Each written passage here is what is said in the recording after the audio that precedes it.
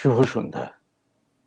সুপ্রিয় দর্শক শ্রোতা, সবাইকে জানাই বন্দি দুঃসময়ের ২৬তম পর্বে শুভেচ্ছা, অভিনন্দন।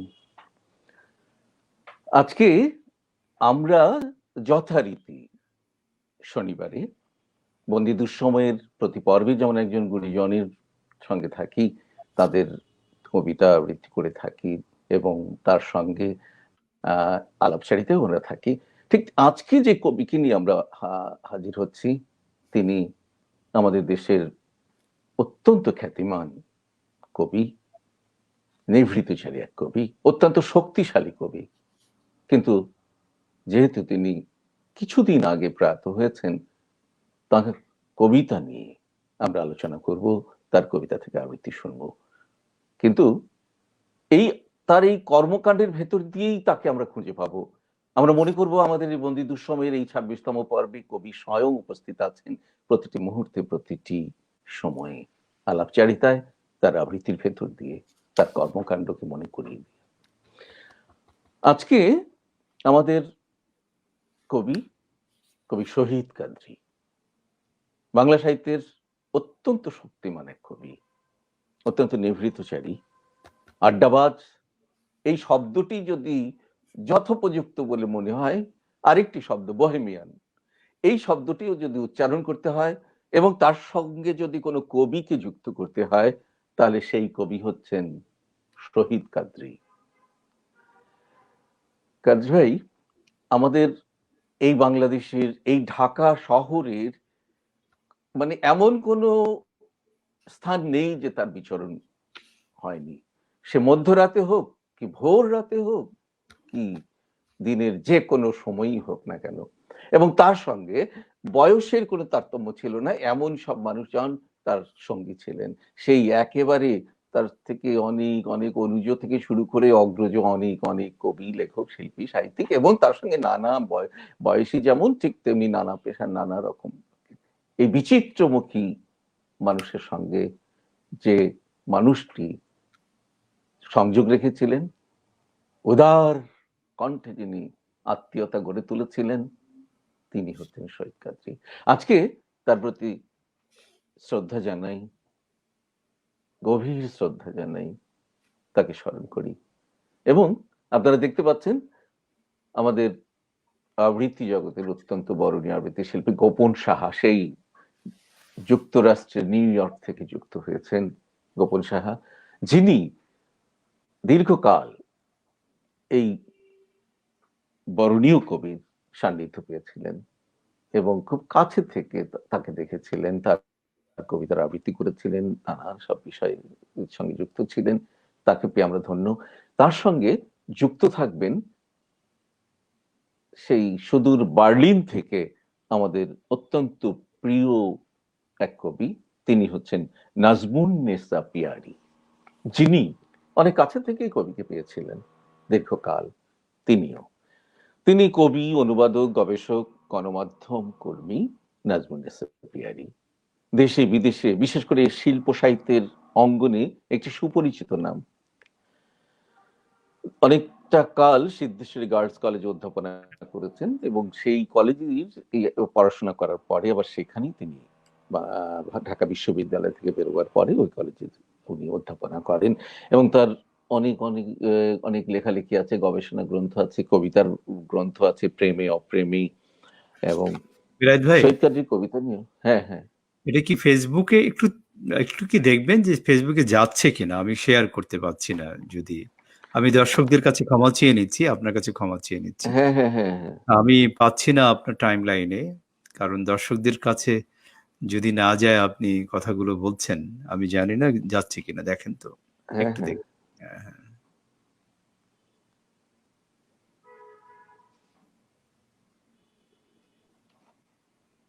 বন্দির সময়ও নেই, মানে বেলায়েত আপনার টাইম লাইনে যে দেখলাম সেখানেও নেই। কিন্তু লাইভ চলছে তো, আমি দেখছি। লাইভ হুম, চলছে কিন্তু লাইভ ফেসবুকে আসছে না তো। রেকর্ডিং হচ্ছে এটা।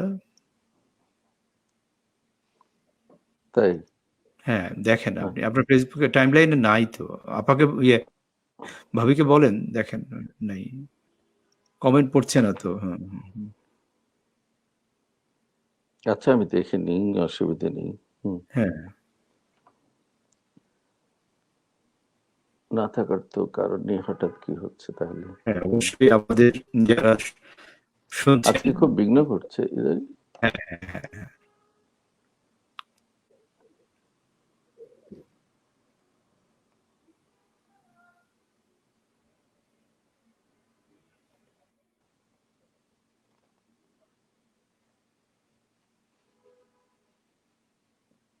আছে তো। আছে, আমি পাচ্ছি না হ্যাঁ আপনার হ্যাঁ টাইম লাইনে, আমি হ্যাঁ দেখে হ্যাঁ, নিই। দেখো তো, আমি ওইটা ফ্রেন্ডস ছিল, এখন পাবলিক করে দিলাম, কিন্তু তুমি তো ফ্রেন্ডস আছো, তোমার পাওয়ার কথা। আমি হ্যাঁ, এখন করে দিয়েছি।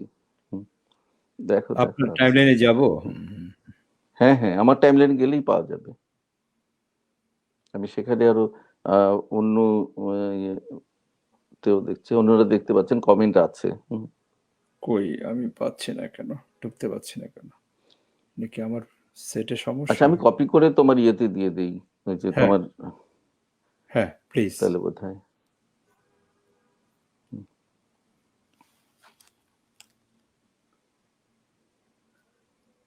যে পিয়ারি আপা তো ঢুকতে পারলেন না নাকি না? হুম। উনি একবার ঢুকে তো বেরুলেন, হ্যাঁ, হ্যাঁ, হ্যাঁ, হ্যাঁ। কিন্তু আবার কি হলো বুঝতে পারছি না।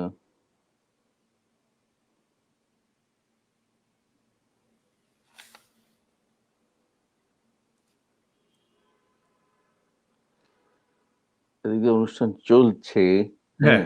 আমরা আ আ আমরা ক্ষমা সুন্দর দৃষ্টিতে দেখবার অনুরোধ জানাচ্ছি যারা দেখছেন। আ আচ্ছা, ততক্ষণে আমি আ আ আ তোমার একটা কবিতা আমি শুনে যাই, তারপরে আমি শুরু করছি আবার। তুমি একটা হ্যাঁ, কবিতা করতে হ্যাঁ, থাকো। ১ম কবিতাটা হ্যাঁ, কি শোনাবে সেটা? হ্যাঁ, গোপন? হ্যাঁ, হুম, হ্যাঁ, হুম। হ্যাঁ, আমি যাচ্ছি।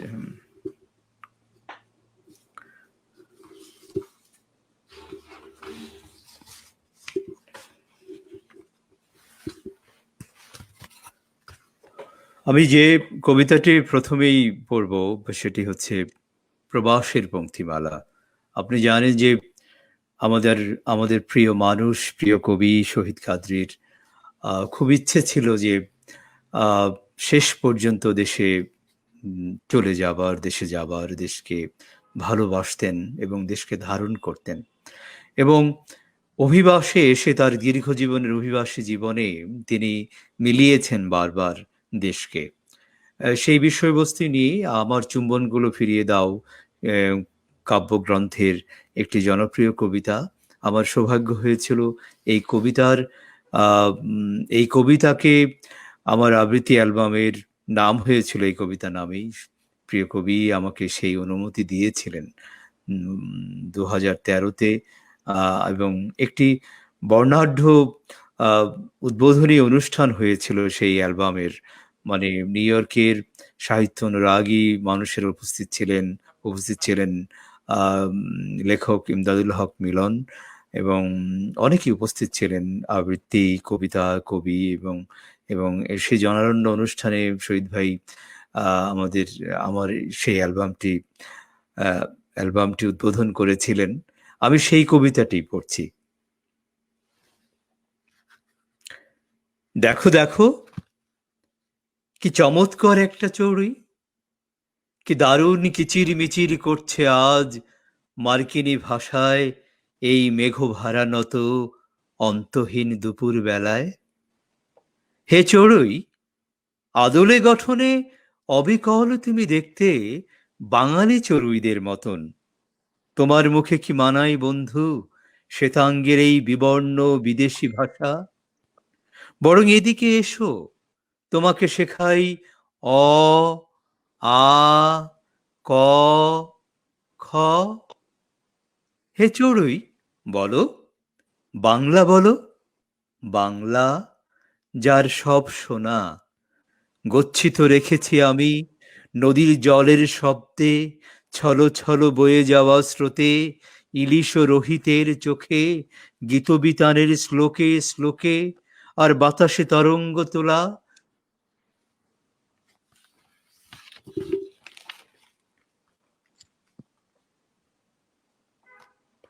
হ্যাঁ গোপন, হ্যাঁ, আমি যেন নিজেই স্ক্রিনটা হারিয়ে ফেলছি, আমি দেখতে পাচ্ছি না। একটু হ্যাঁ সমস্যা হচ্ছে, এটা আমাদের নিত্য নৈমিত্তিক ব্যাপার, এটা থাকবেই, এর মধ্যেই থাকে। আমরা পিয়ারিপা অনেক চেষ্টা করছেন এবং আমাকে বলছেন আমি ঢুকতে পারছি না, বারবার চেষ্টা খুলতে পারছি না বলছেন।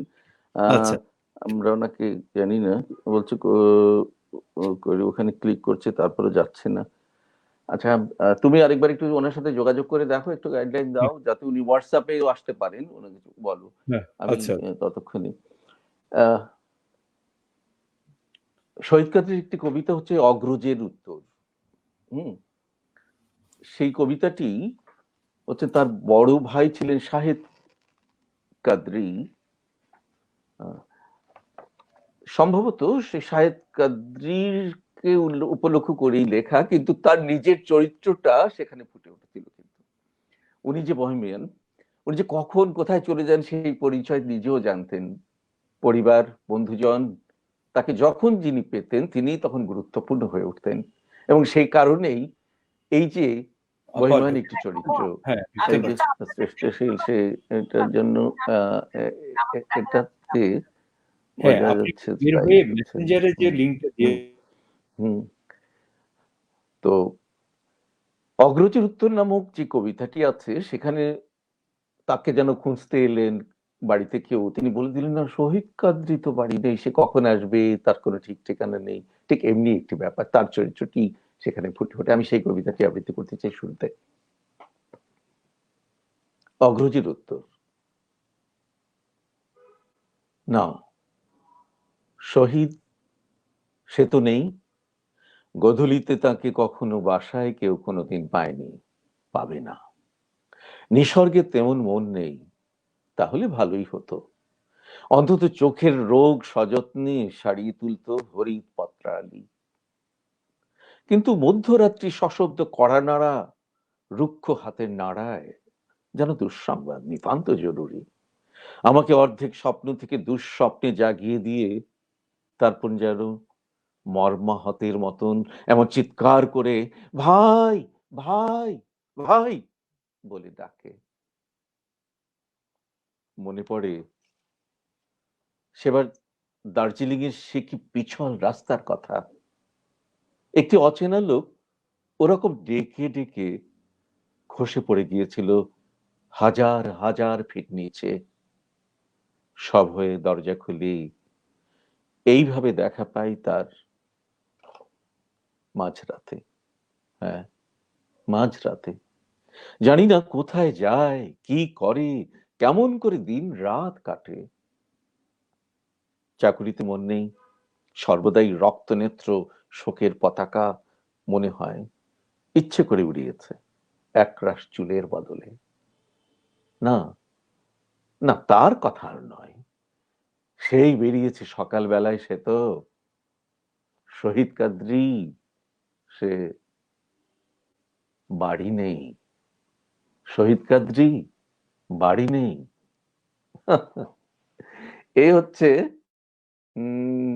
গোপন হ্যাঁ, আহ, খুব শেষ শেষ সময়ে যে শহীদ কাদরি ভাইয়ের যে সময়গুলো, সেই হ্যাঁ, সময়টাতে তুমি খুব কাছেই ছিলে, তাকে দেখেছো নিউ ইয়র্কে, এবং এই হ্যাঁ, বিষয়গুলো নিয়ে কেমন আলাপ হয়েছে বলো তো? এই যে উনি উনি এই যে বহেমিয়ান একটি চরিত্র, এই যে হ্যাঁ, একাকিত্ব, এবং এই ঢাকায় ওনার যে যে ছবিটা ছিল সেই 60-এর দশকে 70-এর দশকের, সেই শহীদ কাদরি পরবর্তীকালে ছবিটা কি একই রকম ছিল?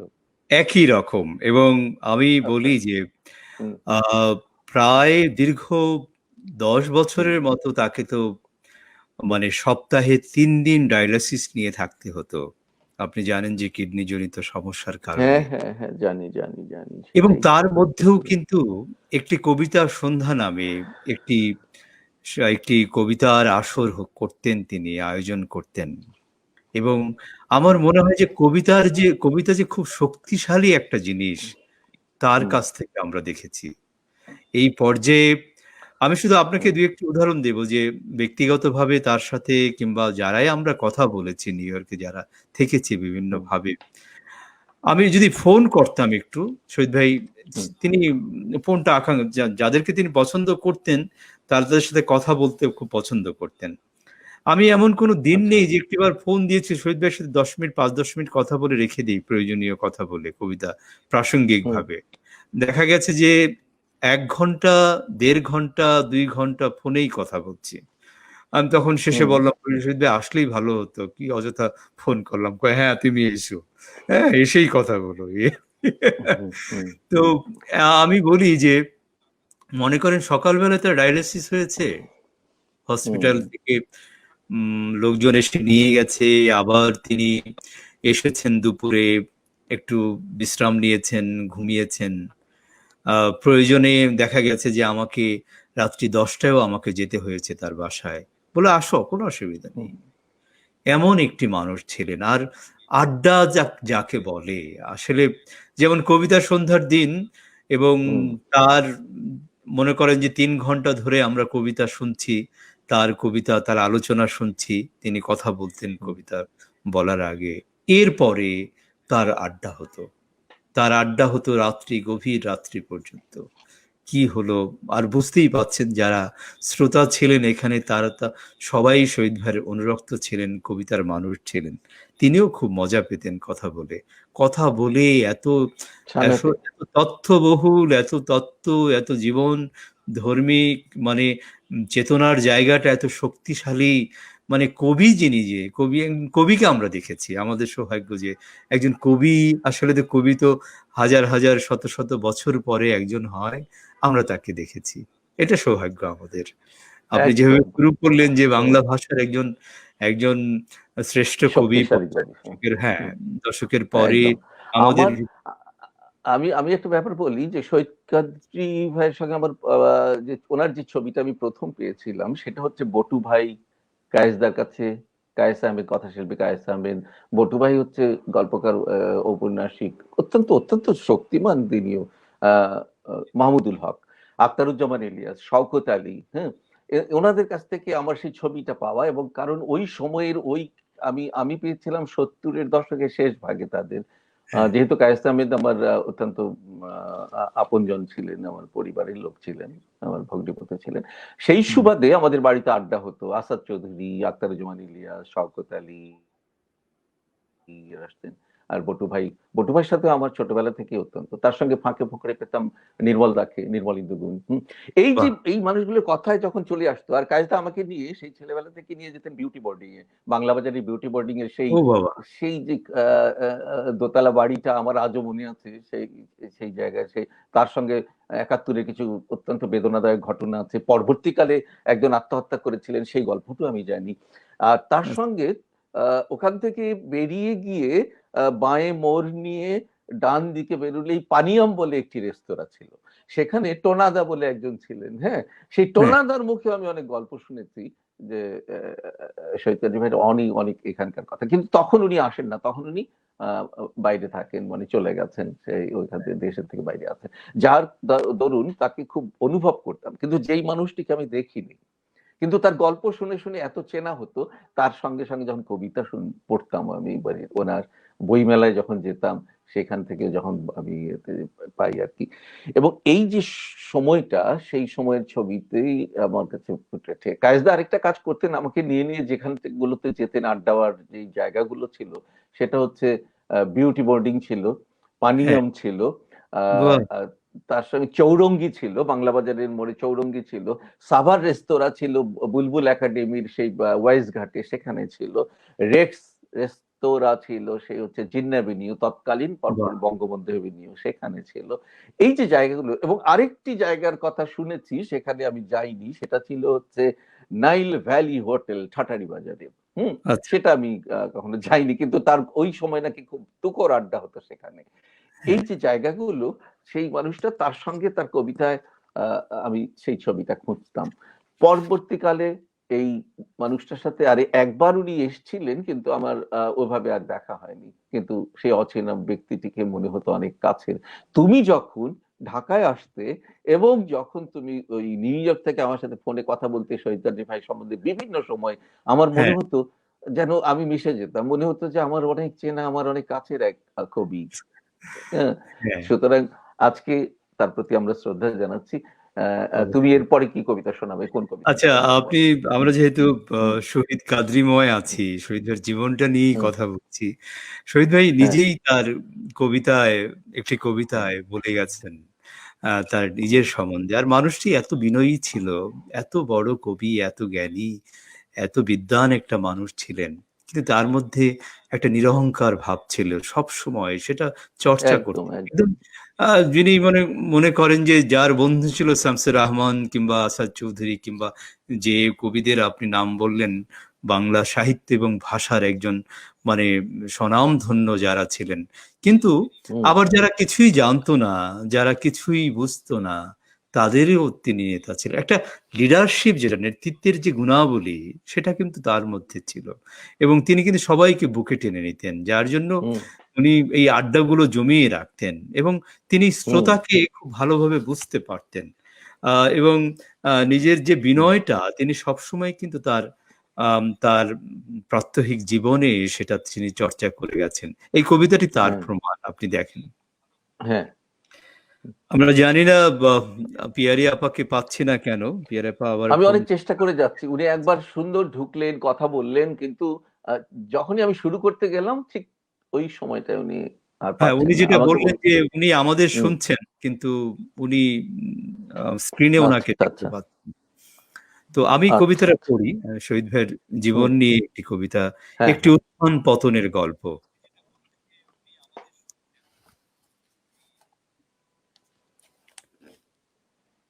আমার বাবা প্রথমে ছিলেন একজন শিক্ষিত সংস্কৃতিবান সম্পাদক, তারপর হলেন এক জাদ্রেল অফিসার। তিনি স্বপ্নের ভেতর টাকা নিয়ে লোফালোফি খেলতেন, টাকা নিয়ে। আমি তার ছেলে, প্রথমে হলাম বেকার, তারপর বেল্লিক, তারপর বেকুব, এখন লিখি কবিতা। আমি স্বপ্নের ভেতর নক্ষত্র নিয়ে লোফালোফি করি, নক্ষত্র নিয়ে। বাবা ছিলেন উজ্জ্বল ধবধবে ফর্সা এবং 6 ফুট 2 ইঞ্চি লম্বা। আমি তার ছেলে, ময়লা রোদে পোড়া, কালো, 5 ফুট 9 ইঞ্চি মোটে, অর্থাৎ 5 ইঞ্চি বেটে। বাবা উন্নত নাসা পড়তেন প্যাশানে, আমার নাকি নেই বলতে গেলে, পরি হ্যান্ডেলওয়ালা চশমা। বাবা জানতেন দুর্দান্ত ইংরেজি, আমি অল্প স্বল্প বাংলা। বাবা যখন তখন যাকে তাকে চপেটাঘাত করতে পারতেন, আমি কেবল মাঝে মাঝে মধ্যে একে ওকে চুম্বন ছুঁড়ে মারতে পারি, ব্যাস। প্রবল বর্ষার দিনে বাবা রাস্তায় জলোচ্ছ্বাস তুলে স্টুডি বেকারে ঘরে ফিরতেন। আমি পাতলুন গুটিয়ে স্যান্ডেল হাতে অনেক খানাখন্দে পা রেখে এভিনিউ পার হতে চেষ্টা করি। বাবার নাম খালেদ ইবনে আহমেদ কাদরি, যেন দামেস্কে তৈরি কারুকাজ করা একটি বিশাল ভারী তরবারি, যেন ব্রিটিশ আমলের এখনো নির্ভরযোগ্য কোনো ঝনঝন করে ওঠা ধাতব ওভারব্রিজ। আমার নাম খুব রস্য, আমার নাম শহীদ কাদরি। ছোট বেটে, ঝড়ো নদীতে কাগজের নৌকোর মতো পলকা, কাগজের নৌকোর মতো পলকা। চমৎকার, খুব সুন্দর খুব সুন্দর গোপন। যেমন তোমার আবৃত্তি আর তেমন কবিতার গাঁথুনি তো আছেই। আর এই কবিতার মধ্যে দিয়ে কিন্তু আহ, বাবার বিষয়টা চলে এসছে, এবং তার যে হ্যাঁ, লেখালেখির যে ব্যাপারটা সেভাবে কতটা বাবা কিন্তু সাংঘাতিক ভাবে প্রাণিত করতো তার লেখার ক্ষেত্রে ছেলেবেলা হ্যাঁ, থেকেই। আর হ্যাঁ, হ্যাঁ, বাবাও শিল্প সাহিত্যের এই লেখালেখির সঙ্গে যুক্ত ছিলেন। এক এক জায়গায় তার পরিচয় মেলে, এবং এখানেও ঠিক তার কিছুটা ছোঁয়া আছে। আহ হ্যাঁ, বাবা সাংঘাতিক ভাবে তাকে স্পর্শ করতে এবং কাতর করতে, সেটা বোঝা যায়। আমরা একটু হ্যাঁ, ঘুরে আসি, তারপরে আমি এই প্রসঙ্গে আবার আসবো। হ্যাঁ, অনেক অনেক বন্ধুরা আছেন, এর মধ্যে কিছু হচ্ছেন যে মাহতাব সোহেল আছে, যা বৃত্তি হ্যাঁ, ভালো লাগছে গোপন সাহা। তার আগে আমাদের অভিনন্দন জানিয়েছে মাহতাব সোহেল। মাহতাব মাহতাব সোহেল, সোহেল। তোমাকে ধন্যবাদ জানাই। ও যে সেই সুদূর তোমার ক্ষেত্র থেকেই যে দেখছে, তাতে বাইরে থেকে খুব খুশি হচ্ছি। আমি হ্যাঁ, সোহেলকে অনেকদিন দেখা নেই, কিন্তু এই ফেসবুকের কল্যাণে মাঝে মাঝে ওকে আমি দেখি, মনে হয় যেন আমরা কাছাকাছি আছি। না, ও লেগে আছে, এখনো কাজ করেই যাচ্ছে এখানে বিরামহীন। ওর যেটা বিরামহীন, কাজ, জানি। পিছন থেকে কাজ করা হুম, কবিতার জন্য, ও হুম, কাজ করে যাচ্ছে, হ্যাঁ। আমাদের প্রিয় সাথী। তার সঙ্গে মহিতোষ তালুকদার তাপস আছে, শ্রদ্ধা প্রিয় শহীদ ভাই। হ্যাঁ, হ্যাঁ, আপনি জানেন যে শ্রদ্ধা জানাচ্ছি। তাপস, শহীদ ভাই প্রায় ১ দশক ছিলেন আচ্ছা, বোস্টনে। বোস্টনে আচ্ছা। যেটা হয়েছে যে একটি বড় কাজ করেছে হুম, তাপস। আমাদের তাপস গণসংগীত আচ্ছা, আচ্ছা। শিল্পী এবং সংগঠক, উদীচীর বাহ, জানেন আমরা বাহ, প্রজন্মের। সে বাহ, যেটি খুব। করেছে সেটি হ্যাঁ, হলো যে একটি বড় কাজ হ্যাঁ, করেছে। সেটি হলো যে হাজার বছরের বাংলা গান, যেটি হুম, দেশের বাইরে ১ম শত শিল্পী নিয়ে হুম, বোস্টনের সেই এমআইটির যে মিলনায়তন, সেখানে সে মঞ্চায়ন করেছিল। শহীদ ভাইয়ের স্ক্রিপ্ট সেটা কিন্তু। বাহ, কবি বাহ, বাহ, শহীদ বাহ। কাদরির একটি বড় অনেক কাজ ছিল। ধন্যবাদ জানাই তাহলে, অনেক ধন্যবাদ জানাই। তাপসের সাথে আমার পরিচয় নেই। এই ১ম শুনে আমার হ্যাঁ, খুব ভালো লাগছে। হ্যাঁ, অনেক, ওদের অনেক ধন্যবাদ জানাচ্ছি আমাদের তাপসকে। এত হ্যাঁ, বিশাল কাজ সে করছে। হ্যাঁ। হ্যাঁ, আচ্ছা, তার হ্যাঁ। সঙ্গে সাজিদুল করিম সুজন আছে, সেই কুড়িগ্রাম থেকে। নাজবুন্নেসা আমি শুনতে পাচ্ছি, দেখতে। তার মানে পিয়ারি আপা দেখতে পাচ্ছিলেন, তখন শুনতে কিন্তু শুনতে পাচ্ছিলেন। এখন হ্যাঁ, আমরা পেয়ে আপনারা গেছি শুনতে পিয়ারি পাচ্ছেন। আপাকে। এখন হ্যাঁ, বুঝতে পিয়ারি আপা, পেরেছো তো? আপনাকে পেয়ে গেছি। না, না, সে আমরা বুঝতেই পারছি যে এই এরকমই ঘটনা ঘটে থাকে আমাদের এই নিত্য নৈমিত্তিক, তার জন্য পিছনে। তবু আমরা আপনাকে অনেক ধন্যবাদ জানাই, কৃতজ্ঞতা জানাই যে আপনি অবশেষে আমাদের সঙ্গে সময় অনেক কষ্ট করে যুক্ত হতে পেরেছেন। কৃতজ্ঞতা জানাই। আপনি যে কথাটা হ্যাঁ, বলেছেন। আমরা অনেক। আমরা এক্ষুনি আপনার কাছে আসবো। একটু ঘুরে চলে যাই। সাজিদুল করিম, সুরভ, জয়তী ঘোষ আছেন। মাঝখানে মাহতাব আমি সোহেল অনেক আবার কিছু বলছেন। শুনতে পাইনি। আচ্ছা। তাই না? হ্যাঁ, আপা। এই আমরা জাস্ট দুটো কবিতা হয়েছে, অসুবিধা নেই। রফিকুল আলম আলাপচারিতা ভালো লাগছে। তার সঙ্গে অনেকে আছেন। আচ্ছা, আমরা পিয়ারি আপার কাছে চলে যাই। আচ্ছা, তার আগে এই কথাটি বলি। সেটা হচ্ছে, এই যে কবিতাটি পড়লে, সেই জায়গায় শহীদ কাদরী তার পিতা সম্বন্ধে এক জায়গায় বলেছিলেন। তোমার এই কবিতার সঙ্গে আমার মনে পড়ছিল। উনি একটা জায়গায় বলেছেন, শৈশব থেকে লেখালেখি শুরু করি। আর সে সময়কার লেখা বলা চলে অনেকটা খেলার ছলে লেখা।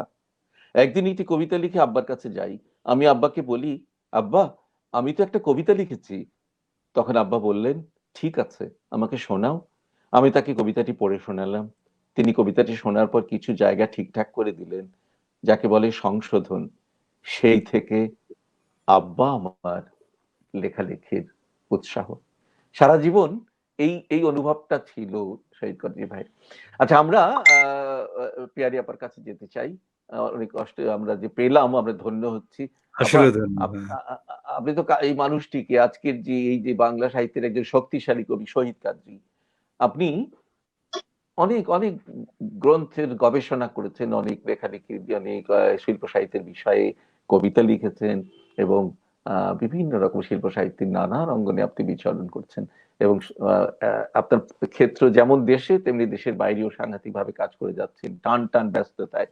আপনি যে মানুষটিকে এত কাছে থেকে দেখেছেন, তো সুতরাং আপনি এই কবির ১ম আপনার কাছ থেকে কিছু শুনতে চাই, আপনার ভাবনা থেকে। এই যে সম্প্রতি যাকে আমরা হারিয়েছি কিছুদিন আগে, এই শক্তিশালী কবি সম্বন্ধে কিছু বলুন। তারপরে আরো কবিতায় যাব। হুম, আপনাদের দুজনকে জানাই আমার হুম, আন্তরিক শুভেচ্ছা, এবং পৃথিবীর যে প্রান্তে যেখানে যে শ্রোতারা বা দর্শকরা দেখছেন, তাদেরকে জানাই ভালোবাসা ও শুভেচ্ছা। আর প্রথমেই বলি, যেহেতু অনুষ্ঠানটা নিউ ইয়র্কে হুম, হচ্ছে, না, নিউ আমার ইয়র্কে না আসলে আপা, বাংলাদেশেই হচ্ছে আপা। বাংলাদেশে। বাংলাদেশে, যাই হোক, হ্যাঁ বেলাল ভাই, আপনি তো হুম। বাংলাদেশে, আর হ্যাঁ, গোপন তো হ্যাঁ, বাংলাদেশ নিউ থেকে নিউ ইয়র্কে ইয়র্কে। হচ্ছে। আছে, এবং হ্যাঁ, হ্যাঁ, অনুষ্ঠানটা আসলে হ্যাঁ, বাংলাদেশেরই। আমি বাংলাদেশের অনুষ্ঠানেই যোগ দিয়েছি। তো হ্যাঁ, এই প্রসঙ্গে সেটা বলি যে আসলে এর কোনো সীমারেখা নেই। এই হ্যাঁ, অনলাইনের অনুষ্ঠানগুলো সর্বত্রই হয়। সুতরাং অসুবিধা নেই। হ্যাঁ, হ্যাঁ, ঠিক এক তাই, হয়ে ঠিক গেছে। তাই। হ্যাঁ, হুম, হুম, তবুও আমার নিউ ইয়র্কের হ্যাঁ, কথা, যেহেতু গোপনকে দেখছি, আমার হ্যাঁ, নিউ ইয়র্কের কথা মনে হচ্ছে। নিউ ইয়র্কে আমি আসলে আমার দীর্ঘদিনের সম্পর্ক গড়ে ওঠে ওখানে। আমার শহীদ কাদরীর ছেলে আদনান কাদরী আছে, আমার বোন আছে, হ্যাঁ, তারপরে বিশ্বজিৎ সাহা যে বইমেলা করে, সে প্রতিবার আমাকে ডেকে ডেকে নিয়ে যায়। আর এখানে আজকে যেরকম আপনারা অনুষ্ঠান করেছেন, নিউ ইয়র্কে যে আমার একটা অনুষ্ঠান সেরকম খুবই ভালো লেগেছিল। আপনাদেরই মিথুন আমাকে এই নেমন্তন্ন করে নিয়ে গেছিল এবং সেই অনুষ্ঠানটায় সহযোগিতা করেছিল মিনাজ, কিরণ এবং গোপনও ছিল। আর শ্রীমন্তী ছোট্ট একটা মেয়ে প্রচুর খেটেছিল এবং সেটা একটা ব্যতিক্রম ধর্মীয় অনুষ্ঠান ছিল। সেই অনুষ্ঠানটার কথা আমার খুব মনে পড়ছে। আরো মনে পড়ছে আমাকে কাজী জহিরুল ইসলাম এই আগস্ট মাসে শহীদ কাদরীর আর কে নিয়ে একটা অনুষ্ঠান করেছিল, আমাকে যোগ দিতে বলেছিল। আমার শরীর খুব খারাপ ছিল, আজকেও আমি ঠিক মানসিকভাবে প্রস্তুত না। আপনাদের সঙ্গে যোগাযোগে একটু বিচ্ছিন্ন ছিল, হঠাৎ কালকে লিঙ্কটা পেলাম, তারপরে ঢুকলাম। তো খুব মনে পড়ছে জহিরুলকে। সেইখানে রফিকা যাদের স্ত্রীও ছিলেন আমার খুব ঘনিষ্ঠ। তো ভালো লাগছে আপনাদেরকে পেয়ে। আর শহীদ কাদরীর বই নিয়ে তার মৃত্যুর পরে তার কিছু বই বেরিয়েছিল, তো সেটা ঠিক আমার ছেলে ভালো করে জানতো না। তখন ও আমাকে বললো কিছু করার জন্য, এবং আমি তখন উকিলের সঙ্গে কথাও বলেছিলাম, কিন্তু বইগুলি বেরিয়ে গেছে। তখন আপনাদের মতো একজন সুহৃদ আমাকে খুব একটা ভালো প্রস্তাব দিলেন, বললেন আপনি তো নিজে কবি, নিজে লেখক, আপনি কেন একটা বই লিখে আপনার ছেলেকে কপিরাইট দিচ্ছেন না? তো তখন আমি শহীদ কাদরীর 100 কবিতা বইটি করি এবং ওখানে আমার ছেলেকে কপিরাইট দিয়ে আদনান কাদরী, যাকে কাদরী যখন বস্টনে গিয়েছিল সে তখন স্কুলে পড়তো, ছোট ছেলে, এবং শহীদ খুব দরদি মানুষ ছিল। ওকে বাইরের সেই কাঠিন্য থেকে সেটা বোঝা যাবে না, সে খুব অস্থির হয়ে গেল ছেলেকে নিয়ে যাওয়ার জন্য, যে ছেলে বড় হচ্ছে, দেশের পরিস্থিতি ভালো না। তারপরে যাই হোক সে নিয়ে গিয়েছিল এবং সে কারণেই সে বারবার দেশে ফেরার কথা ভাবলেও আমাকে বলতো যে লবিদ এখন স্কুলে পড়ছে, ওর পড়াশোনা শেষ না হলে আমি কি করে যাই। এবং তারপরে তো নিজের 2টো কিডনি নষ্ট হয়ে গেল যখন যাওয়ার প্রস্তুতি নিয়েছিল, আর দেশে ফেরা হলো না।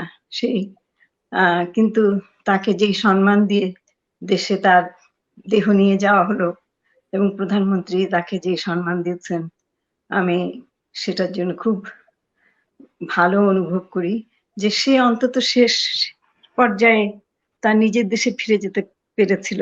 প্রত্যেক মানুষেরই অনেক রকম দোটানা থাকে, মানুষ বাইরে যায়, ফেরে, আবার যায়, কিন্তু শহীদ কাদরী একবারই বাইরে গিয়েছিল আর ফিরতে পারেনি। এই দুঃখটা নিশ্চয়ই আপনাদেরও আছে, তার প্রিয়জনদের। আর শহীদ কাদরী সবসময় বলতেন যে আমাকে তরুণরাই খুঁজবে, এবং তরুণদের লেখা সে বিদেশে বসেও, বস্টনে থেকে, নিউ ইয়র্কে থেকে সে তরুণদের খোঁজ খবর কিন্তু রাখতো। সেই কারণে আমি আমার যে বইটা সম্পাদনা করেছি সেটা আমি উৎসর্গ করেছি তরুণদের। আর যেহেতু আমি বিজ্ঞানের ছাত্রী, আমি তো গবেষণা করেছি, আমার কাজই ছিল সেটা। ল্যাবরেটরিতে দুপুর থেকে সন্ধ্যা পর্যন্ত আমরা ল্যাবরেটরিতে থাকতাম। আমি বায়োকেমিস্ট্রিতে মাস্টার শেষ করে পরে আমি আসলে এটা লম্বা কাহিনী হয়ে যাবে, যাই হোক আমি পেশা পরে বদলে নিয়েছিলাম। তো শহীদ কাদরীর বই ওই 100 কবিতা করতে গিয়ে আমি দেখলাম যে তাকে আরো আবিষ্কার করার জায়গা আছে, এবং সেই জন্য আমি তারপরে আরেকটা বই করেছি, নির্বাচিত কবিতা। সেখানে আরো বিস্তারিত তার কবিতা নিয়ে আমি ভূমিকা লিখেছি, যে তাকে সবসময় নাগরিক কবি বা একটা ওকে আলাদা করে দেখা হচ্ছে, এবং আছে নিশ্চয়ই তার অন্য কথাও আছে, কিন্তু সেগুলো তত স্পষ্ট হয়ে বেরিয়ে আসেনি।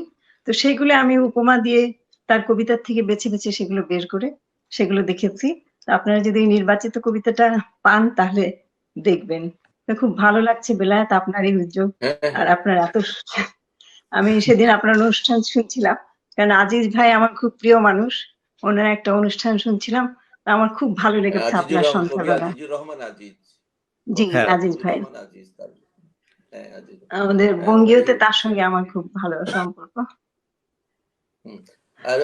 আর আরেকটা কথা বলতেই হবে যে শহীদ কাদরীকে কিন্তু নিউ ইয়র্কে নিয়ে এসেছিল প্রথম বুলবুল আর মাহফুজা, আর আমিও কিন্তু ওদের মধ্যে দিয়ে নিউ ইয়র্কে প্রবেশ করেছিলাম। আমাদের সহপাঠী সারওয়ার, তার স্ত্রী আপনারা জানেন বিখ্যাত গায়িকা পাপিয়া, ওদের একটা দোকান ছিল নিউ ইয়র্কে জ্যাকসন হাইটে। তো সেখানে নিচে মাহফুজা আর বুলবুল ওরা বিশ্ব সাহিত্য কেন্দ্রের অনুষ্ঠান করতো।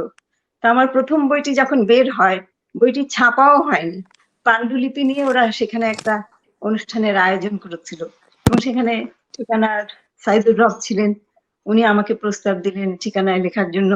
আবেদিন কাদের ছিলেন, উনি পরে আমার বইটির সমালোচনা লেখেন।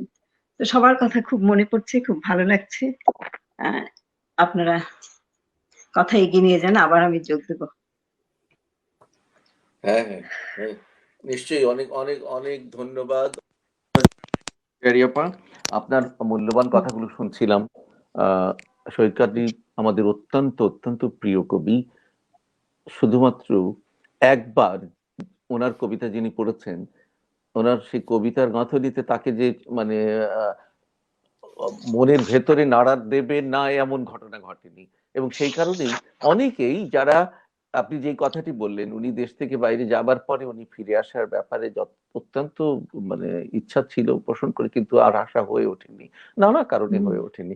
কিন্তু এই কবিকে তার আমি যতটুকু জানি, আমার পরিধির মধ্যে যাকে দেখেছি, একবার যদি এই নামটি উচ্চারণ করতাম সে যে কি মুগ্ধ হতো এবং মনে হতো যেন তারও কাছেরই এক কবি, সেই কবি। পিয়ারেপা, আপনাকে মহিতোষ তালুকদার তাপস আপনাকে শুভেচ্ছা জানিয়েছে। পিয়ারি ভাবি আমার শ্রদ্ধা আমার খুব জানাবেন। ইচ্ছে ওনাদের দেখা, কিন্তু কখনোই বস্টনে যাওয়া হয় না, নিউ ইয়র্কে যে এত ব্যস্ত হয়ে পড়ি। আচ্ছা আচ্ছা আচ্ছা। আচ্ছা, পরের শাহিন বার সর্দার আসলে আমরা বলেছেন, কিছু করবো। বন্দি দুঃসময়ের অসাধারণ আয়োজন, অংশগ্রহণ সবার জন্য অতল অসীম ভালোবাসা। আচ্ছা, সাজিদুল করিম সুজন অবিরাম সবার জন্য ভালোবাসা। তুষার চক্রবর্তী বেলায়েত ভাই অনেক ভালোবাসা। রুমা সরকার আমাদের প্রিয় বোন রুমা, ও চমৎকার বাহ, আবৃত্তি করে, শুনছি, আবৃত্তিকার, শ্রদ্ধা ও শুভকামনা সকালের সকলের জন্য। রফিকুল আলম, কবি শহীদ কাজী খালুকে নিয়ে মূল্যবান আলোচনা করছেন খালা। হ্যাঁ, আপনি সঙ্গে থাকুন, খুব খুশি হব, আমরা আছি সবাই। আচ্ছা, এরপরে গোপন তোমার আবৃত্তি শুনি, বলো।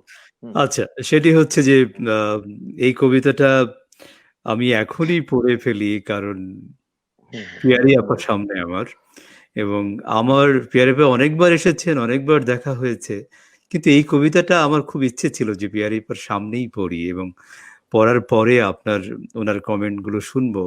সেটি হচ্ছে তোমাকে অভিবাদন প্রিয়তমা। পড়ছি। কবি শহীদ কাজীর একটি বিখ্যাত কবিতা, বাংলা ভাষার একটি বিখ্যাত কবিতা। বাংলা ভাষা যতদিন থাকবে এই কবিতাটি থাকবে। ভয় নেই, আমি এমন ব্যবস্থা করব যাতে সেনাবাহিনী গোলাপের গুচ্ছ কাঁধে নিয়ে মার্চ পাস্ট করে চলে যাবে এবং স্যালুট করবে কেবল তোমাকে প্রিয়তমা। ভয় নেই, আমি এমন ব্যবস্থা করব বন বাদার ডিঙিয়ে কাঁটাতার ব্যারিকেড পার হয়ে অনেক রণাঙ্গনের স্মৃতি নিয়ে আর্মেড কারগুলো এসে দাঁড়াবে ভায়োলিন বোঝাই করে কেবল তোমার দোরগোড়ায় প্রিয়তমা। ভয় নেই, আমি এমন ব্যবস্থা করব, এমন ব্যবস্থা করব B-52 আর MiG-21 গুলো মাথার উপর গো গো করবে। ভয় নেই, আমি এমন ব্যবস্থা করব চকলেট ট্রফি আর লজেন্স গুলো প্যারাট্রুপারদের মতো ঝরে পড়বে কেবল তোমার উঠোনে প্রিয়তমা। ভয় নেই, ভয় নেই, ভয় নেই, আমি এমন ব্যবস্থা করব একজন কবি কমেন্ট করবেন বঙ্গোপসাগরের সবগুলো রণতরী এবং আসন্ন নির্বাচনে সমরমন্ত্রীর সঙ্গে প্রতিযোগিতায় সবগুলো গণভোট পাবেন একজন প্রেমিক প্রিয়তমা। সংঘর্ষের সব সম্ভাবনা ঠিক যেন শেষ হয়ে যাবে। আমি এমন ব্যবস্থা করব একজন গায়ক অনায়াসে বিরোধী দলের অধিনায়ক হয়ে যাবেন, সীমান্তের টেঞ্চগুলোয় পাহারা দেবে সারাটা বছর লাল নীল সোনালী মাছ, ভালোবাসার চোরাচালান ছাড়া সবকিছু নিষিদ্ধ হয়ে যাবে প্রিয়তমা। ভয় নেই, আমি এমন ব্যবস্থা করব মুদ্রাস্ফীতি কমে গিয়ে বেড়ে যাবে, শিল্পোত্তীর্ণ কবিতার সংখ্যা প্রতিদিন। আমি এমন ব্যবস্থা করব গণরোষের বদলে গণচুম্বনের ভয়ে হন্তারকের হাত থেকে পড়ে যাবে ছড়ি প্রিয়তমা। ভয় নেই, আমি এমন ব্যবস্থা করব শীতের পার্কের উপর বসন্তের আক্রমণের বসন্তের আক্রমণের মতো অ্যাকর্ডিয়ন বাজাতে বাজাতে বিপ্লবীরা দাঁড়াবে শহরে। ভয় নেই, আমি এমন ব্যবস্থা করব, স্টেট ব্যাংকে গিয়ে গোলাপ কিংবা চন্দ্রমল্লিকা ভাঙালে অন্তত 4 লক্ষ টাকা পাওয়া যাবে, একটি বেলফুল দিলে 4টি কার্ডিগান।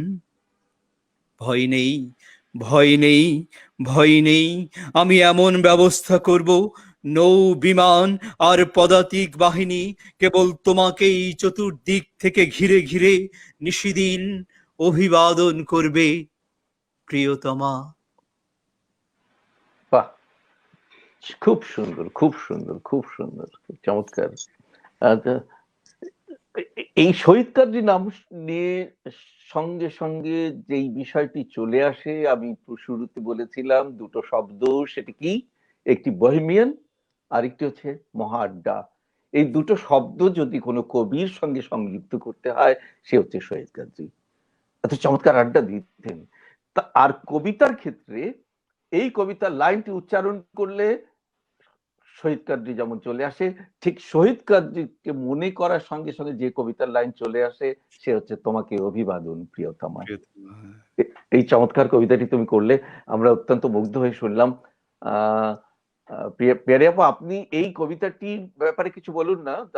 এই কিছু আপনার মনে হলে কোনো বিষয়, কবিতা লেখালেখি বা কোনো একটা জায়গার কিছু ঘটনা শুনতে চাই। যে কোনো কবিতায় লেখার পরে কবিতাটা কিন্তু আর নিজের থাকে না, সেটা পাঠকের হয়ে যায়। তো সেটা শহীদ কাদরী হোক, আমি হই, বা গুন্দা হয়, বা যেই হয় না কেন, বা আপনি হন।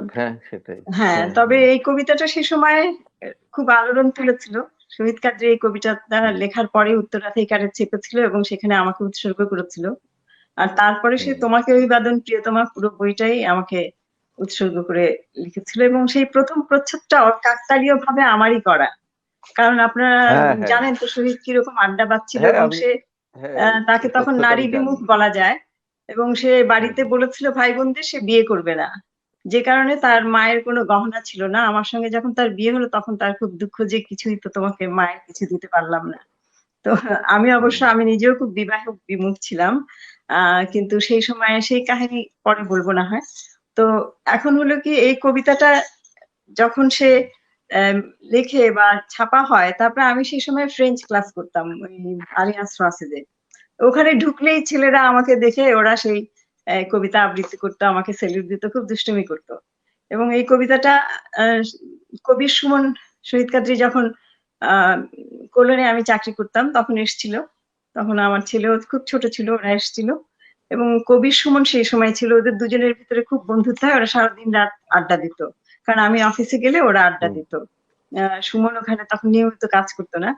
তো সেই কবিতাটা পরে সুমন গানও করেছে, এবং এই কয়েক বছর আগে সুমন ওর জন্মদিনের অনুষ্ঠানে এই কবিতাটা এই গানটা করেছে। গান করার আগে বলছে যে আমাকে সেটা আবার এসে বললো, সুপ্রিয় সেন তরুণ চিত্র পরিচালক, আপনারা চিনেন নিশ্চয়ই, বাংলাদেশে প্রায় সে যায় বিভিন্ন অনুষ্ঠানে, এবং এখানে বার্লিনে এসেছিল, বার্লিনে তার একটা ক্যাম্পে একটা ছবি করেছিল, সেটা পুরস্কার পেয়েছিল। তো সুপ্রিয় এসে আমাকে বলছে, নাজমুন্দি সুমন দা ওই তোমাকে অভিবাদন প্রিয়তমা গানটা তার জন্মদিনের বিশাল অনুষ্ঠানে গিয়েছে, আর বলেছে যে এই গানটা আমি উৎসর্গ করছি আমার বন্ধু পিয়ারিকে, নাজমুনকে, গানটা ওর জন্য লিখেছিল শহীদ কাদরী। এরকমই আর কি। তো অনেক স্মৃতি আছে এই গানের সঙ্গে। বাহ, খুব খুব সুন্দর, খুব সুন্দর। আসলে এটি একটি কালজয়ী প্রেমের কবিতা বলা যায়, কারণ এখনো আমাকে যদি কেউ কোথাও দেখে, রাজশাহীতে গেছিলাম চিহ্ন মেলায়, একদল তরুণ ছেলে এসে আমার সঙ্গে ছবি তুলবে, মেয়েরা এসে আমাকে খুঁজছে একজনের কাছে আরেকজন শুনে, কাকন এবং আরো অনেকে। তো এরকমই গল্প। সেটাই, সে এভাবেই মানে বিষয়টা। তো তার সাথে আরেকটি গল্প শুনতে চাই, এক্ষুনি না হয় শুনতে চাই, সেটা আমি এই প্রশ্নটা আমি গোপনকেও করেছিলাম।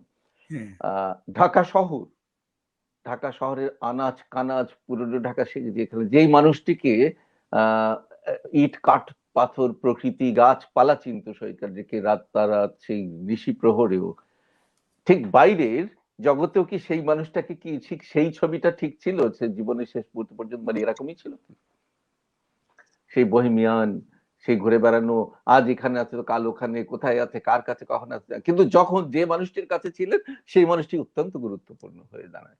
সেই টলস্টয়ের সেই 3 কোশ্চেনের সময় মনে পড়তো আমার 3টি প্রশ্ন আছে না, যে ইম্পর্টেন্ট, যখন যেই মুহূর্তে এই মুহূর্তটা ইম্পর্টেন্ট, সেই সময়টি হচ্ছে সবচেয়ে মূল্যবান, সেই কাজটি হচ্ছে মূল্যবান।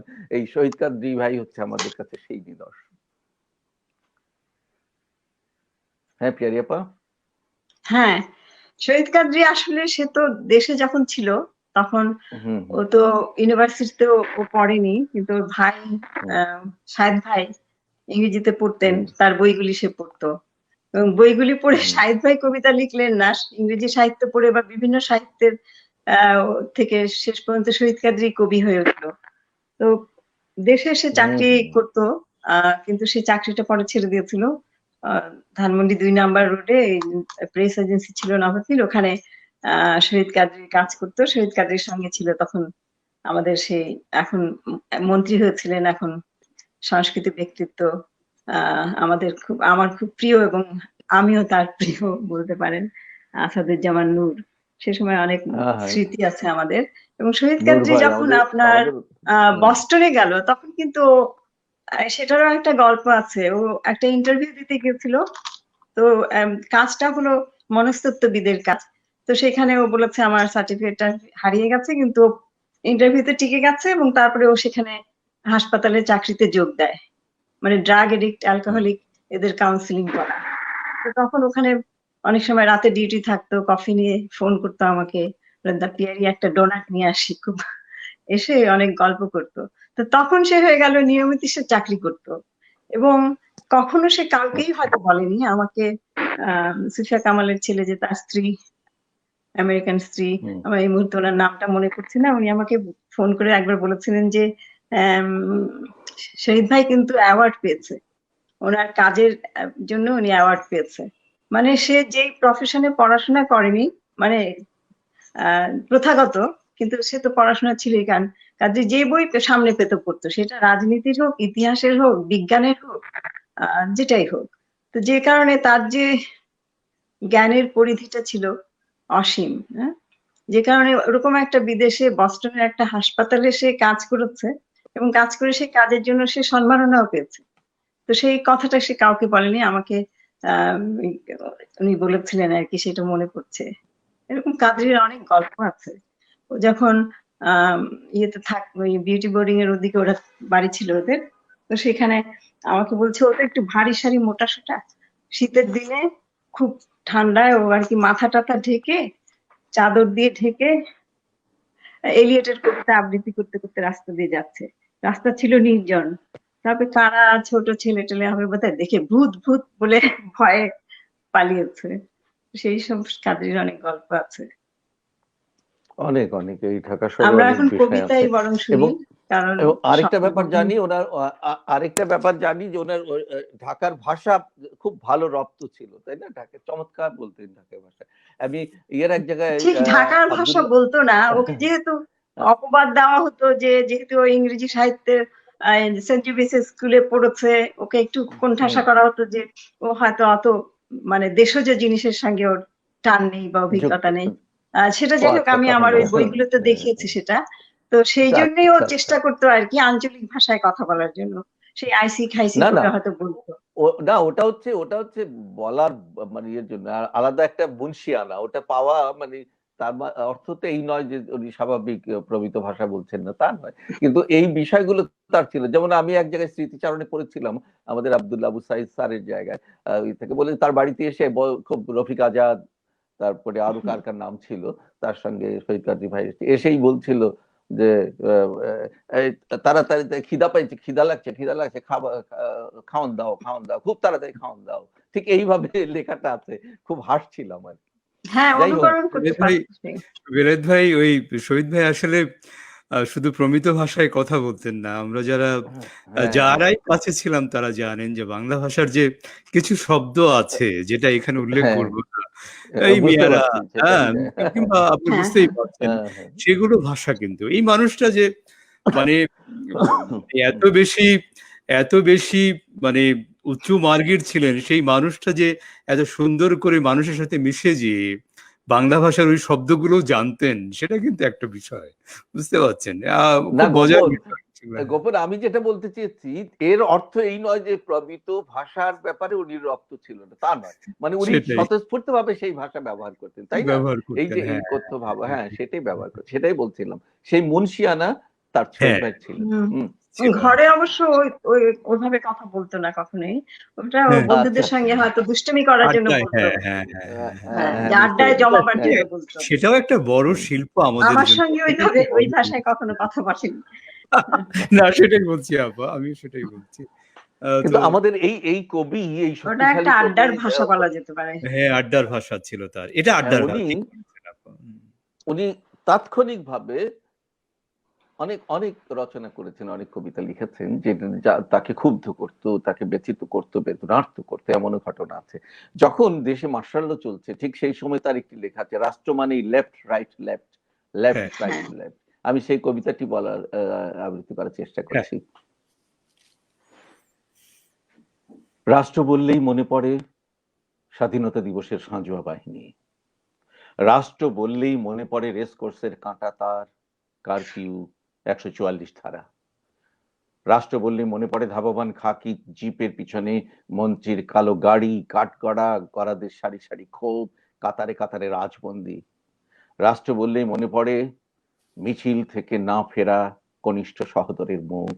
রাষ্ট্র বললে মনে হয় তেজগাঁ ইন্ডাস্ট্রিয়াল এলাকা, হাসপাতালে আহত মজুরের মুখ। রাষ্ট্র বললেই মনে হয় নিষিদ্ধ প্যামফ্লেট। রাষ্ট্র বললেই মনে হয় গোপন ছাপাখানা, মেডিকেল কলেজের মোড়, ছত্রভঙ্গ জনতা, 2 জন নিহত, 5 জন আহত। রাষ্ট্র বললেই সারি সারি ক্যামেরাম্যান, দেয়ালে পোস্টার। রাষ্ট্র বললেই মনে পড়ে ছত্রভঙ্গ জনতা। রাষ্ট্র বললে ফুটবল ম্যাচের মাঠে উঁচু ডায়াসে রাখা মধ্য দুপুরের নিঃসঙ্গ মাইক্রোফোন। রাষ্ট্র মানেই স্ট্রাইক, মহিলা বন্ধুর সঙ্গে এঙ্গেজমেন্ট বাতিল। রাষ্ট্র মানেই পররাষ্ট্র নীতি সংক্রান্ত ব্যর্থ সেমিনার। রাষ্ট্র মানেই নিহত সৈনিকের স্ত্রী। রাষ্ট্র মানেই ক্রাচে ভর দিয়ে হেঁটে যাওয়া। রাষ্ট্র মানেই রাষ্ট্রসংঘের ব্যর্থতা। রাষ্ট্রসংঘের ব্যর্থতা মানেই left right left, left right left, left right left.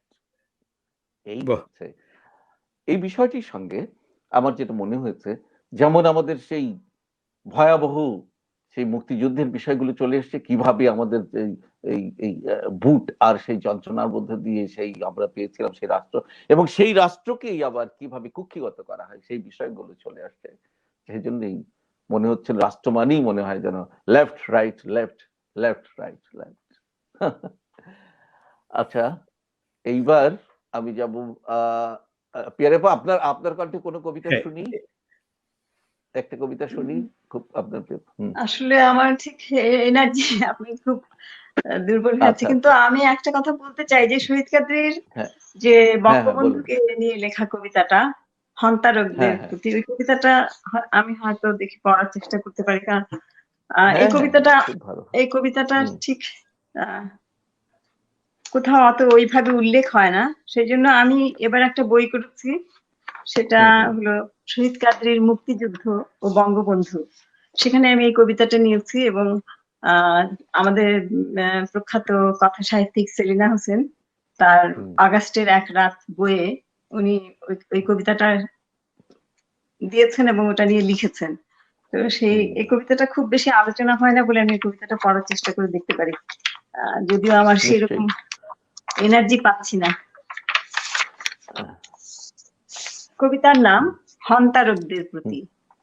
হ্যাঁ বাঘ কিংবা ভালুকের মতো নয়, বঙ্গোপসাগর থেকে উঠে আসা হাঙরের দল নয়। না, কোনো উপমায় তাদের গ্রেপ্তার করা যাবে না।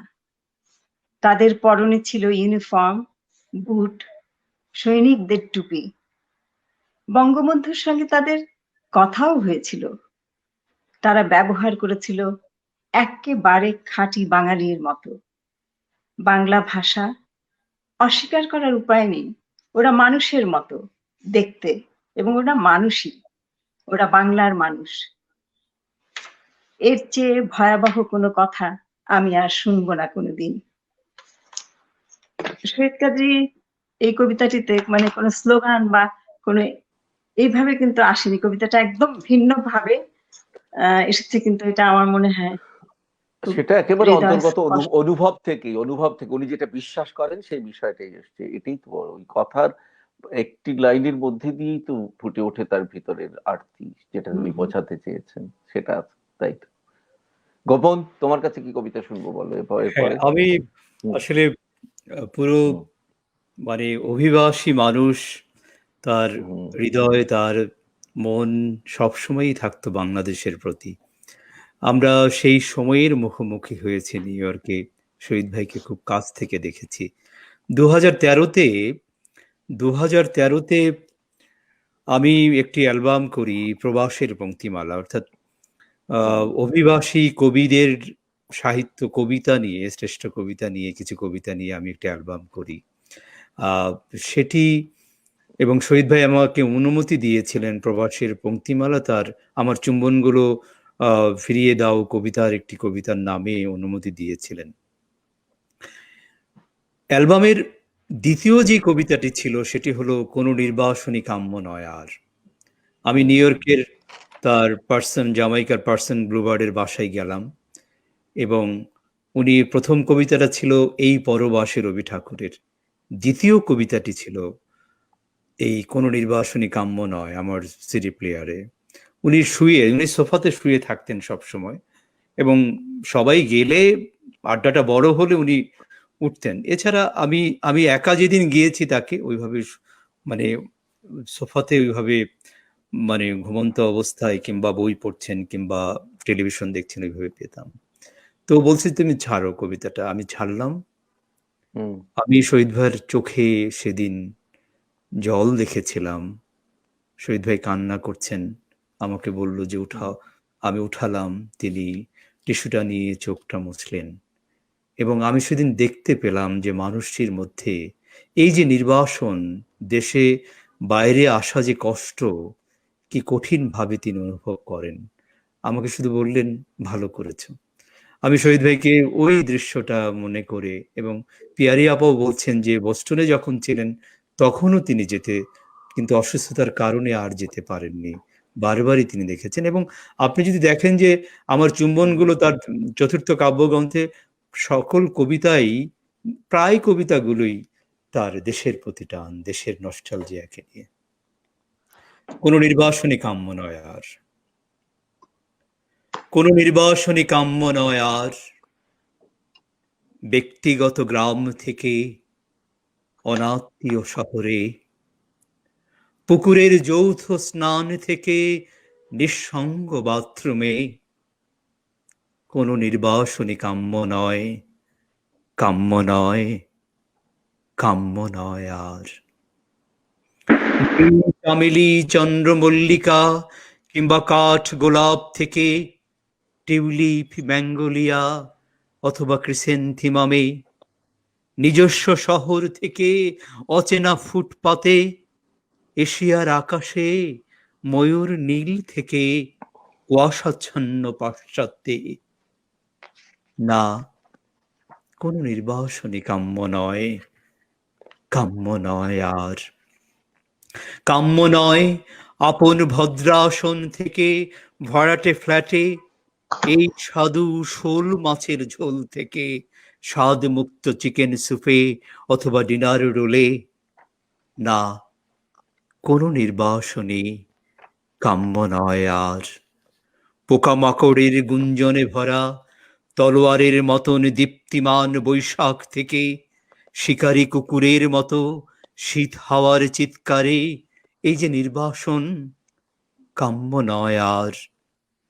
নিজস্ব মহিলার আলিঙ্গন থেকে হনন উন্মত্ত বিদেশি জনতার বুহে, এই যে নির্বাসন, কাম্য নয় আর। প্রাচ্য থেকে প্রতীচ্যে অন্য এক উল্লাস মত্ত পতাকার নিচে, এই যে নত জান নির্বাসন, কাম্য নয় আর। প্রেম থেকে অপ্রেমে, ধর্ম থেকে ধর্মান্ধতায় প্রগতি থেকে প্রতিক্রিয়ার মধ্যযুগীয় আবর্তে, চুম্বন থেকে চুম্বনহীনতায়, জীবনের ওপারে কোনো অন্তহীন কফিনে, এই যে নির্বাসন আমার কাম্য নয় আর, কোনো নির্বাসনে কাম্য নয় আর। কোনো নির্বাসনই কাম্য নয়।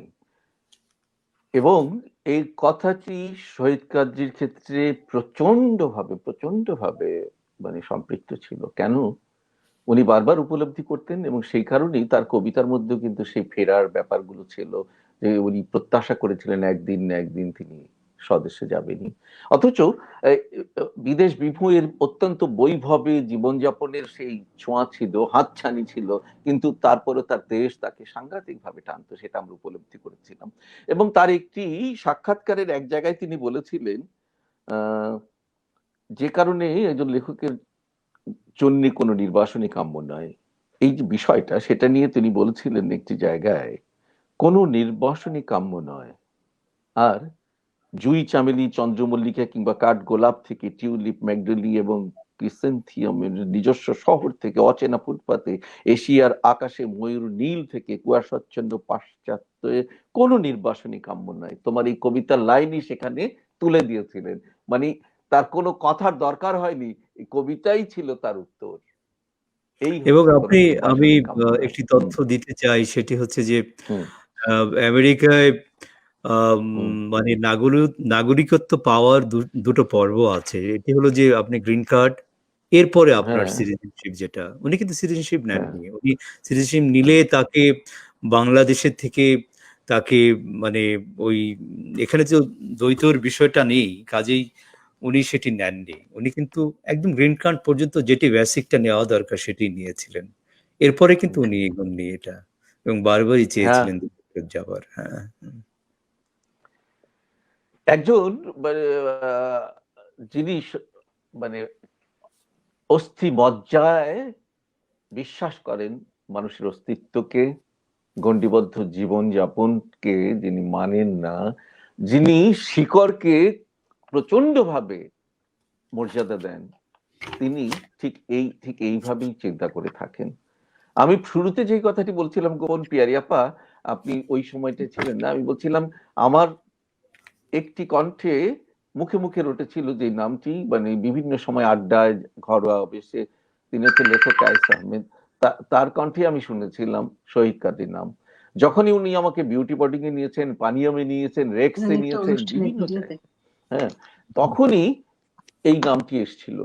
এবং সেই লেখক, সেই সময় আমি বলছিলাম আখতারুজ্জামান ইলিয়াস, শওকত আলী, আসাদ চৌধুরী, হ্যাঁ, এবং বটু ভাইয়ের কথা বলছিলাম, মাহমুদুল হক লেখক বটু ভাই, তাদের কাছেই আমি এই ছবিটা পেয়েছিলাম। কায়েস আহমেদ তো তার যখন মুক্তিযুদ্ধের পরে তার নিজের গ্রামে যাওয়ার কথা ছিল, সেই পশ্চিমবঙ্গের হুগলিতে, তখন মা অসুস্থ, অত্যন্ত ছটফট করছেন ঢাকা শহরে, কিন্তু তিনি যাচ্ছেন না। আমি বলছিলাম পাসপোর্ট করা হোক, বলে নিজের দেশে যাব, নিজের গ্রামে যাব আমি পাসপোর্ট করে। আমি বললাম তাহলে অন্যভাবে তো মানুষ যায়, আমি কি চোর নাকি যে আমি ওইভাবে চোর? অথচ এই বেদনার্থ এই এই জীবন মেনে নিয়ে শেষ পর্যন্ত তাকে অনেক অকালে জীবন চলে গেছে তার। সেই এই যে সেই জন্য এই মানুষগুলোকে আমি কাছে থেকে দেখেছি বলে চিনি, তাদের ভেতরের সততা যে কতটা প্রচন্ড এবং তার দৃঢ়তা কতটা প্রচন্ড। আচ্ছা, পিয়ারেপা, আপনার কাছে যাই আরেকবার। আমরা তো একেবারে শেষ পর্যায়ে চলে এসেছি হ্যাঁ, অনুষ্ঠানের, এখন তার এমনিতেও সময় নেই। আপনাদেরই আছে। হ্যাঁ, শেষবারের মতো আবার কিছু শুনি আপনার কাছে, তারপরে আমরা গোপনের আরেকটি কবিতা শুনবো, শুনে আমরা আমাদের অনুষ্ঠান আজকে আবার আরেকদিন শহীদ ভাইকে নিয়ে আমরা যুক্ত হব বন্দি দুঃসময়ে। হ্যাঁ, পিয়ারেপা, আপনি কিছু বলুন। ও পড়ুক, গোপন পড়ুক, তারপরে বলি। আচ্ছা, ঠিক আছে। আমি কোন কবিতাটা পড়বো? বেলায়েত ভাইয়ের কণ্ঠে আমি শুনতে চেয়েছিলাম সব নদী ঘরে ফেরে। বেলায়েত ভাই পড়বেন না? হ্যাঁ, ওটা আমি শেষে পড়বো, আচ্ছা, শেষে পড়বো, একদম শেষ। আচ্ছা, আচ্ছা। আমি তাহলে শহীদ ভাইয়ের আরেকটি খুব বিখ্যাত কবিতা, বাংলা ভাষার একটি বিখ্যাত কবিতা, এই কবিতাটা শেষের দিকে যখন যখন পড়তাম আমরা, তার সামনে পড়ার সৌভাগ্য হয়েছে আমার। তো উনি মনটা খারাপ করতেন, আমি কেন জানি না, সেই ইতিহাসটা সময়ই বিচার করবে। পিয়ারি আপা এখানে আছে বলবেন। কবিতাটি হলো তার গুরু, যে তিনি আপনি গুরু ভাবতেন অমিয় চক্রবর্তীকে, তাকে এটি এটি তাকে শ্রদ্ধা জানিয়েছেন, তাকে উৎসর্গ করিয়েছেন কবিতারা সঙ্গতি। আরেক বিখ্যাত কবিতা এটা, অনেকেই বিভিন্নভাবে পড়েছে, আমার কাছে যেভাবে ধরা দিয়েছে আমি ঠিক সেইভাবেই পড়ছি। এটা শহীদ ভাইয়ের কণ্ঠেও শুনেছি অনেকবার, কিন্তু আমি যেভাবে হ্যাঁ হ্যাঁ, দিয়েছি সে কবিতাটি। আচ্ছা বলো। বন্য শুকর খুঁজে পাবে প্রিয় কাদা, মাছরাঙা পাবে অন্বেষণের মাছ, কালো রাতগুলো বৃষ্টিতে হবে সাদা, ঘন জঙ্গলে ময়ূর দেখাবে নাচ। প্রেমিক মিলবে প্রেমিকার সাথে ঠিকই, কিন্তু শান্তি পাবে না, পাবে না, পাবে না, পাবে না। একাকী পথিক ফিরে যাবে তার ঘরে, শূন্য হাড়ির গহ্বরে অবিরত, সাদা ভাত ঠিক উঠবেই ফুটে তারাপুঞ্জের মতো। পুরনো গানের বিস্তৃত কথা ফিরবে তোমার স্বরে। প্রেমিক মিল প্রেমিকার সাথে ঠিকই, কিন্তু শান্তি পাবে না, পাবে না, পাবে না, পাবে না। বেড়াকে বেড়াকে থামবে কুচকাওয়াজ, ক্ষুধার্ত বাঘ পেয়ে যাবে নীল গাই, গ্রামান্তরের বাতাস আনবে সাধু আওয়াজ মেয়েলি গানের। তোমরা দুজন এক ঘরে পাবে ঠাই। প্রেমিক মিলবে প্রেমিকার সাথে ঠিকই, কিন্তু শান্তি পাবে না, পাবে না, পাবে না, পাবে না। চমৎকার চমৎকার। এই সেই কবিতাটিও কিন্তু রবীন্দ্রনাথের হ্যাঁ, ভালোবেসে হ্যাঁ, যদি সুখ নাহি হ্যাঁ, তবে কেন? মানে একদম একদম। মানুষের কি সবকিছু পেয়ে পাওয়া হয়? মানুষ কি সবকিছু পায়? বা হুম হুম সব কিছুর ভিতরে একটা বেদনার বোধ তো থাকেই। তবে এই কবিতাটি ওর খুব জনপ্রিয় কবিতা। হ্যাঁ, এই হুম কবিতা সেই হুম একেবারে ঘোর মুক্তিযুদ্ধের সময় লেখা। আমরা হুম তখন পুরানা হুম, পল্টনের বাড়িতে থাকি। আচ্ছা, সেই সময় হুম, আমি নিজেও কিছু হুম, মুক্তিযুদ্ধের সঙ্গে সংশ্লিষ্ট হয়েছিলাম। এটুকুই বললাম। সব হুম। একদিনে বলে দিলে। হ্যাঁ। আচ্ছা ঠিক আছে। আরেকটা কথা হচ্ছে, আমি বলতে চাই আমাদের আমাদের যৌবন যে সময়টা আমরা কাটিয়েছিলাম, সেই সময়ে মুখে মুখে আমরা বন্ধুরা বন্ধুরা দুষ্টুমি করতাম এই দেখা কবিতা, হলেই। হ্যাঁ, হ্যাঁ, হ্যাঁ একদম। এই হ্যাঁ, প্রেমিক কবিতা, মিলবে প্রেমিকার সাথে ঠিকই, কিন্তু শান্তি পাবে না, পাবে না, পাবে না। হ্যাঁ, কবিতাটা আমারও খুব সেই পছন্দ কথাটি এটা।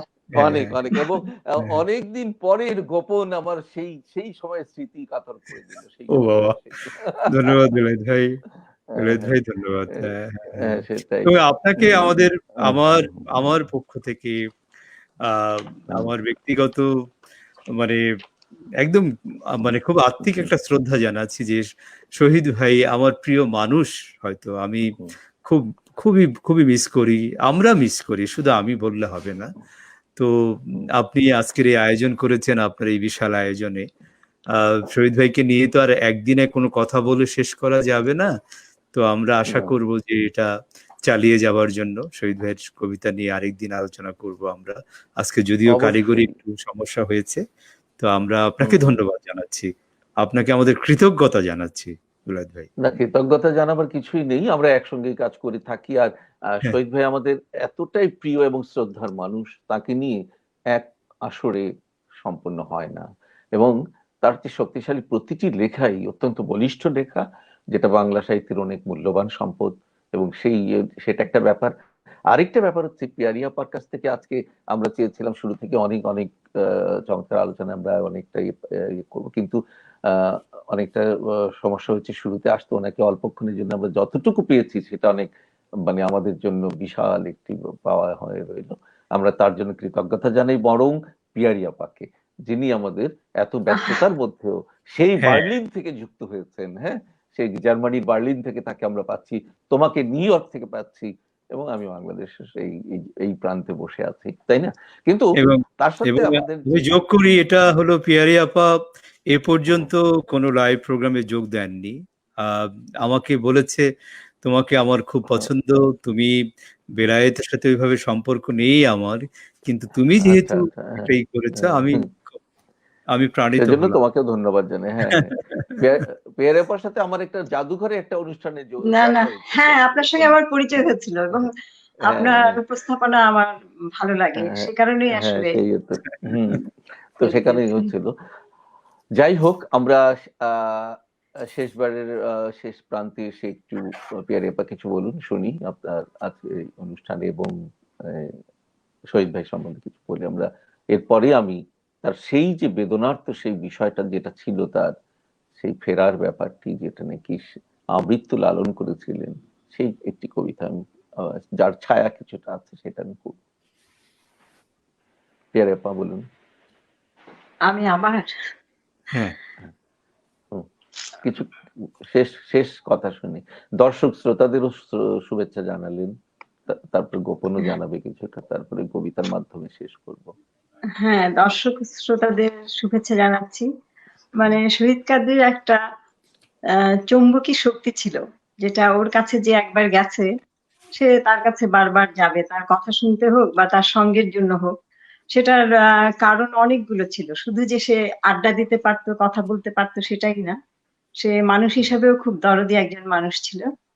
আহ আমাদের যখন বিয়ে হচ্ছে, তারপরে আমার ছোট ভাইটা, সে চিটাগাঙে, ওরা ৬-৭ জন বন্ধু, ওরা প্রত্যেকে ইঞ্জিনিয়ার, সবাই খুব মেধাবী ছাত্র, ওরা একটা কোম্পানি করে চিটাগাঙে কাজ করে। তো হঠাৎ একদিন ফোন এসছে যে আমার ভাইয়ের জ্বর এসছে। তো কাদ্রি ফোনে কি কথা বলেছে বলে ও সঙ্গে সঙ্গে চলে গেছে, এমনকি অফিসেও তখনও জানায়নি। তো তখন এরপরে আবার ওরা যোগাযোগ করেছে, আমার মা গেলেন, বাবা গেলেন, পরে আমি গেলাম। তো আসলে তখন ওর একটা মেনিনজাইটিস বলে একটা রোগ, সেটা মাথার আহ, আহ, আক্রান্ত করে, এবং ডাক্তার জবাব দিয়ে দিয়েছে যে এই রোগী বাঁচে না। সাধারণত যদি বাঁচেও তাহলে তাহলে সে কোনো না কোনো অঙ্গ প্রত্যঙ্গের ক্ষতি হবে। তো আমার মা সেদিন, মানে অদ্ভুত, সেদিন আমার মা ওখানে আমাদের এক পরিচিত, আমার বাবা একসময় চিটাগাঙে শিক্ষকতা করতেন, উনি একজন খুব জনপ্রিয় শিক্ষাবিদ ছিলেন। তো সেই এক খালা ডাকতাম আর কি, আমাদের পরিচিত, তাকে নিয়ে আমার মা সারা দিন, মানে যত মন্দির মসজিদ মাজার সব ঘুরেছে।